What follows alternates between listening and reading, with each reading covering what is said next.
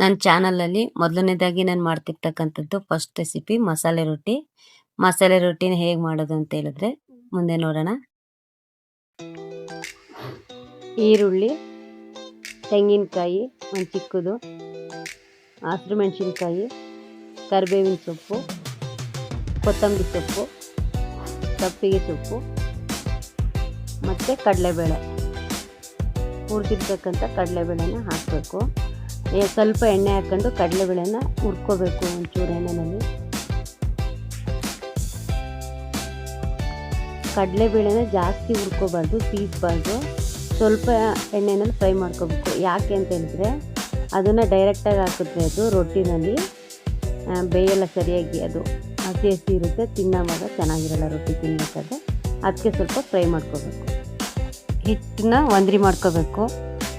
ಹಿಟ್ಟು ಒಂದ್ರಿ ಮಾಡ್ಕೊಂಡಾದ್ಮೇಲೆ ಬಾಂಡಿನಲ್ಲಿ ನೀರಿಟ್ಕೊಂಡು ಅದಕ್ಕೆ ಸ್ವಲ್ಪ ಉಪ್ಪು ಹಾಕಬೇಕು. ಉಪ್ಪು ಹಾಕಿದ್ಮೇಲೆ ಉಪ್ಪು ಕರಗಿದ ನಂತರ ಅದಕ್ಕೊಂದು ಸ್ವಲ್ಪ ಅಕ್ಕಿ ಹಿಟ್ಟು ಹಾಕ್ಕೊಂಡು ಅಕ್ಕಿ ಹಿಟ್ಟು ಚೆನ್ನಾಗಿ ಸ್ವಲ್ಪ ಗಂಜಿ ಥರ ಆಗಂಗೆ ಮಾಡ್ಕೋಬೇಕು. ಹಿಟ್ಟು ಗಂಟಾಗ್ದಂಗೆ ತಿರುಗಿಸ್ತಾ ಇರಬೇಕು. ಆಮೇಲೆ ಚೆನ್ನಾಗಿ ಕುದಿ ಬಂದಮೇಲೆ ಅದಕ್ಕೆ ಅಕ್ಕಿ ಹಿಟ್ಟನ್ನ ಹಾಕಿ ತಿರುಗಿಸ್ಬೇಕು.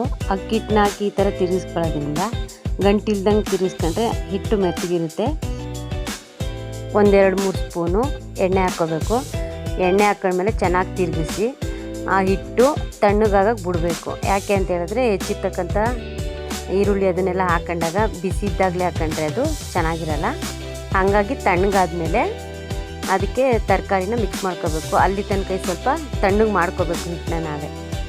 ಹಿಟ್ಟು ತಣ್ಣಗಾದ್ಮೇಲೆ ಹೆಚ್ಚಿರ್ತಕ್ಕಂಥ ಕರಿಬೇವು, ಕೊತ್ತಂಬರಿ ಮತ್ತು ಈರುಳ್ಳಿ, ಕಡಲೆಬೇಳೆ, ತುರಿರ್ತಕ್ಕಂಥ ಕಾಯಿ ಎಲ್ಲನೂ ಪೂರ್ತಿ ಹಾಕ್ಕೊಂಡು ಮತ್ತು ರುಚಿಗೆ ಎಷ್ಟು ಬೇಕಷ್ಟು ಉಪ್ಪು ಹಾಕ್ಕೊಂಡು ಹಿಟ್ಟು ಜೊತೆ ಈ ಎಲ್ಲ ಮಿಕ್ಸ್ ಮಾಡಿರೋದನ್ನು ಚೆನ್ನಾಗಿ ಕೈಯಲ್ಲೇ ನಾದ್ಕೋಬೇಕು. ಕೈಯಲ್ಲಿ ಈ ಥರ ನಾದ್ಕೊಳ್ಳೋದ್ರಿಂದ ರೊಟ್ಟಿ ತೊಟ್ಟಕ್ಕೆ ಈಸಿಯಾಗುತ್ತೆ. ಹಿಟ್ಟನ್ನು ನಾದ್ಕೊಂಡಾದ್ಮೇಲೆ 1-2 ನಿಮಿಷ ಹಂಗೆ ಬಿಟ್ಟು ರೊಟ್ಟಿನ ಬಟರ್ ಪೇಪರ್ ಮೇಲೆ ಸಣ್ಣ ಸಣ್ಣ ಉಂಡೆ ಮಾಡಿಟ್ಕೊಂಡು ತೊಟ್ಟಕ್ಕೆ ಶುರು ಮಾಡ್ಕೋಬೇಕು.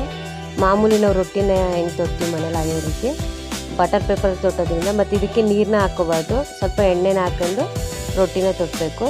ಹಂಚ್ ಮೇಕೆ ಸ್ವಲ್ಪ ಎಣ್ಣೆನ ಹಾಕಿ ರೊಟ್ಟಿನ 2 ಸೈಡು ಎಣ್ಣೆಯಿಂದ ಬೇಯಿಸೋದ್ರಿಂದ ರೊಟ್ಟಿ ಚೆನ್ನಾಗಿರುತ್ತೆ. ಮಸಾಲೆ ರೊಟ್ಟಿಗೆ ಕಾಯಿ ಚಟ್ನಿ ಚೆನ್ನಾಗಿರುತ್ತೆ. ಅದು ಕೆಂಪು ಕಾಯಿ ಚಟ್ನಿ ಆದರೂ ಸರಿ, ಹಸಿರು ಕಾಯಿ ಚಟ್ನಿ ಆದರೂ ಸರಿ ಚೆನ್ನಾಗಿರುತ್ತೆ. ಇದೇ ರೀತಿ ರುಚಿಯಾಗಿರ್ತಕ್ಕಂಥ ರೆಸಿಪಿಗಳು ಬೇಕಾದರೆ ಫಾಲೋ ಮಾಡಿ, ಸಬ್ಸ್ಕ್ರೈಬ್ ಮಾಡಿ.